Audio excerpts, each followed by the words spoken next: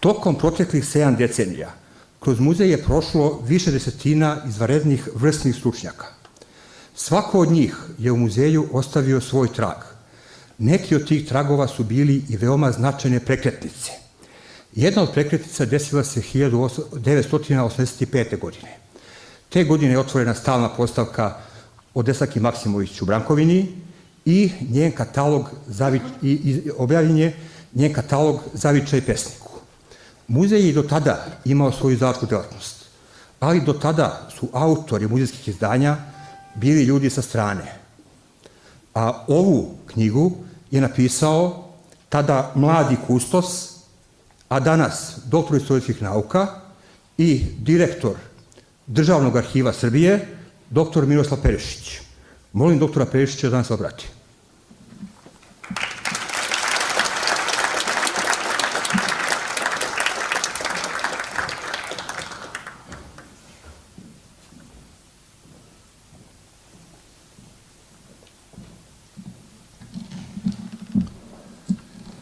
Poštovani članovi kolektiva Narodnog muzeja Valjevo, poštovani nekadašnji članovi kolektiva Narodnog muzeja Valjevo, poštovani članovi porodica i potomci nekadašnjih članova kolektiva Narodnog muzeja Valjevo, koji nažalost nisu više sa nama, poštovani gosti i prijatelji Narodnog muzeja Valjevo. Veliko mi je zadovoljstvo što sam među danas okupljenima i posebno velika čast što imam priliku da nešto kažem o muzeju, o Valjevu i o kulturi kojom je u prošlosti bila toliko bogata valjevska sredina.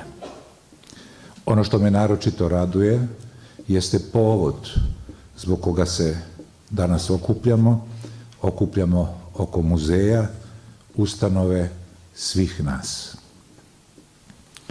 Na početku bih se osvrnuo kratko samo na jedan opšti kontekst vremena u kome je Valjevski muzej osnovan 1951. godine. 1951. godina nije slučajna kada je reč o muzeju.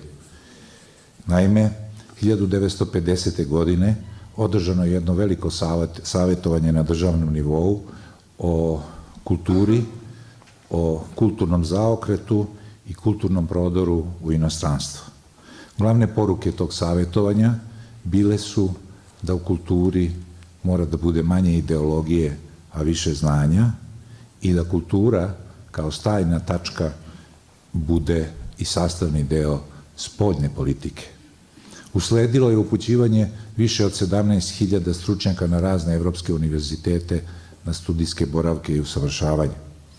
Zatim osnivanje lektorata za srpski jezik i istoriju u većini evropskih zemalja. Slikari se upućuju u Pariz. Izložba srednjovekovno nasleđe na tlu Jugoslavije i izložba 700 kvadratnih metara kopija fresaka Bogorodice Ljeviške odlaze u najprestižnije galerije u svetu i ne vraćaju se 3 godine. Predstava Dundo Maroje igra se na zapadnoevropskim pozornicima. Zašto ta predstava? Pa da se pokaže da je to starije od Šekspira i Molijera. Beogradski balet, opera gostuju prvo u Londonu, jer London otvara vrata drugim gradovima u svetu. Evropska kritika sve češće piše o jugoslovenskoj kulturi, što se dovodi u vezu sa humanijim i liberalnijim tipom socijalizma od istočnog. Šta se dešava na unutrašnjem kulturnom planu? U Jugoslaviji gostuju avangardni slikari sa svojim delima, prodire džez u Jugoslaviju, osnivaju se muzeji i arhivi u unutrašnjosti zemlje, među kojima i Valjevski muzej. Iz takvog jednog kulturnog zaokreta, udaljavanja od socrealizma, nastaje sve ono što smo kasnije 60. 70. i 80. godina doživljavali kao slobodnije i humanije u odnosu na socijalizam tvrdog istočnog bloka. Bio je to socijalizam koji ja najsažetije definišem kao epohu straha i nade. Na početku tog zaokreta i procesa, dakle već u njegovoj drugoj godini, osnovan je Valjevski muzej 1951. godine. Reč muzej u našim mislima izaziva različita osjećanja, predstave i asocijacije, a muzej nas u stvari odvodi u one dubine prošle stvarnosti za koju nam se činilo da je poznajemo, da je znamo ili da bar nešto o njoj znamo, a onda kada zađemo u muzej zapravo shvatimo da malo šta od toga znamo ili zapravo ništa ne znamo. Međutim, nije u pitanju samo ono saznanje koje stičemo kroz literaturu ili na druge načine. Muzej je i sinonim za vizualnu istoriju, dakle istoriju koja se gleda, ali gledati i videti, kao što znamo, nije isto. Kroz predmet, kroz fotografiju, kroz rukopis, kroz dokument, a to, kako kaže jedan moj francuski kolega, nisu papiri, to su životi ljudi. Zatim, kroz filmsku traku, a u novije vreme, u modernijoj i životnijoj formi, kroz zanatsku radnju, kroz ulicu koju šetamo u muzejima, vidljivije su epohe, čovekove ideje i kreativnost njegovih ruku. Muzej je i ideja, smisao za koncepcijsko mišljenje, kreativno iščitavanje istorijskih izvora. Najzad, šta znači biti muzejalac? Ko je ta osoba? To je istraživač koji na najrazličitije načine zida prošlost. Istražuje, saznaje, razumeva, rekonstruiše, stvara sliku u kojoj je bitan svaki detalj. To je i proučavalac sa osjećajem za sklad, za vizualizaciju i za prezentaciju nečega iz prošlog sveta. Strpljiv i detaljan posjeduje i moć imaginacije, koja je dozvoljena ukoliko je naučna, odnosno ukoliko se stoji na velikom znanju. I tu postoji jedan paradoks profesije. U svakodnevnom javnom životu čovjek koji radi u muzeju je nevidljiv, ali ono što on stvara i ono što on stvori vidljivo je milionima ljudi. Valjevska istorija je u najvećoj meri precizna. Gotovo sve najvažnije se zna, a za onog ko ne zna, tu je muzej, tu je Muselimov konak, tu je Brankovina, Struganik.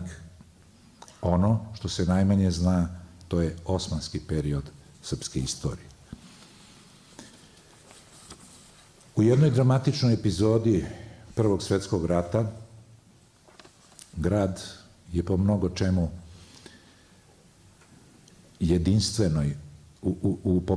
jedinstvenoj epizodi Prvog svetskog rata i u istoriji ratova uopšte, ovaj grad je bio bolnica.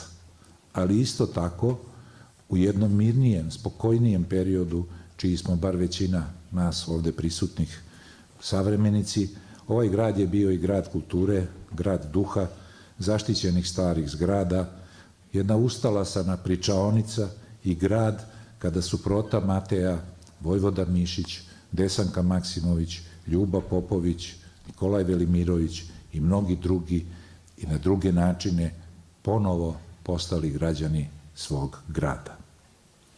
Posle tako bogatog i lepog iskustva, verujem da na to vreme danas gledamo sa izvesnom dozom nostalgije, ali ne možemo umeđu vremenu, a da ne zažalimo što odnedavno moramo da se mirimo sa činjenicom da ćemo kasarnu Drinske divizije zauvek gledati samo na fotografiji u muzeju. Zar je moralo tako?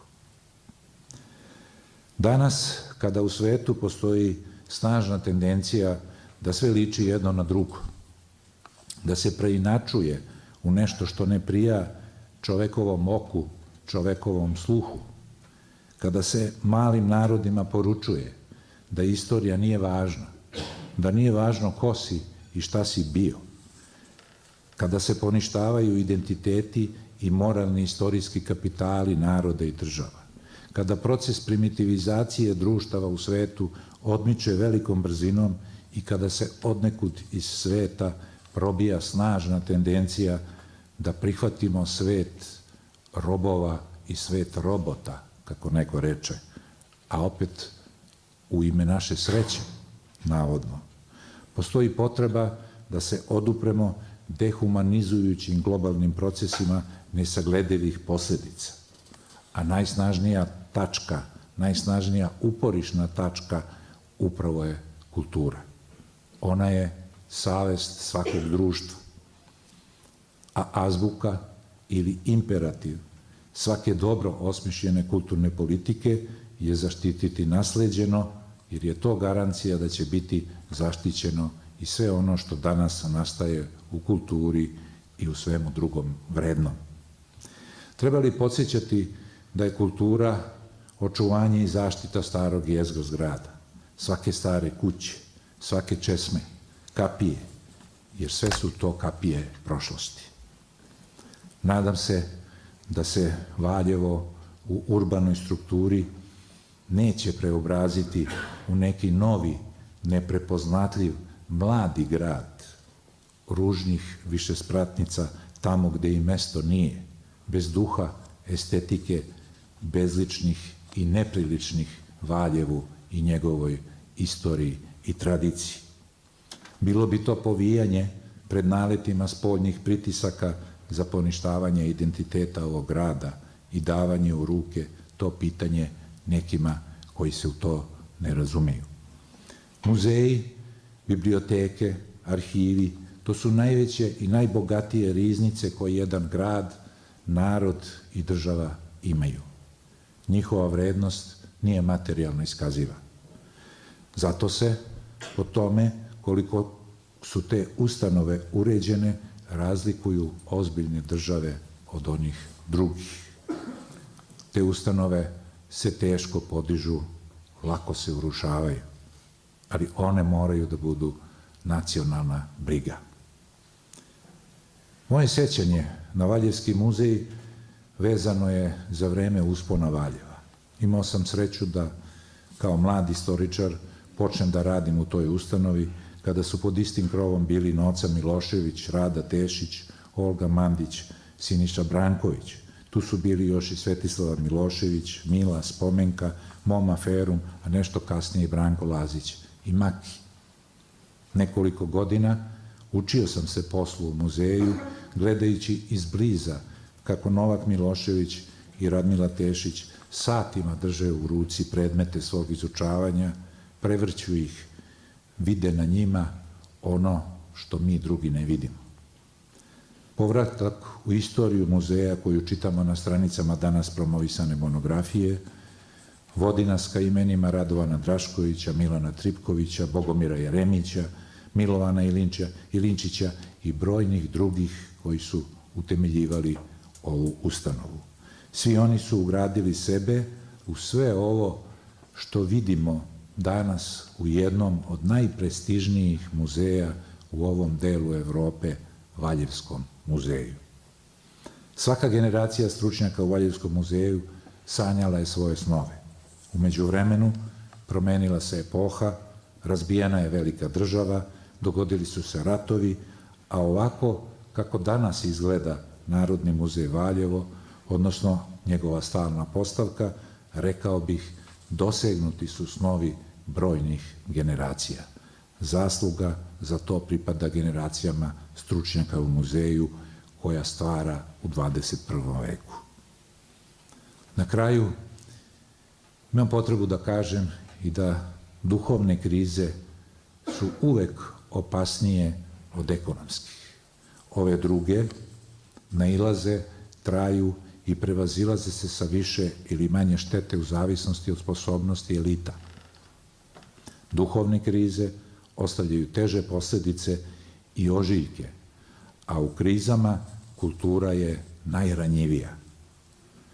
Zašto je važno da što više znamo o muzejima, arhivima, bibliotekama, zavodima za zaštitu spomenika kulture? Pa zato što ništa ne nastaje samo od sebe, sve na nečemu stoji, iz nečega je proisteklo ili je njegova posljedica. Istorija se teško, saznajno osvaja, ne predaje se lako svom istraživaču, ali je opasna ako se ne razume.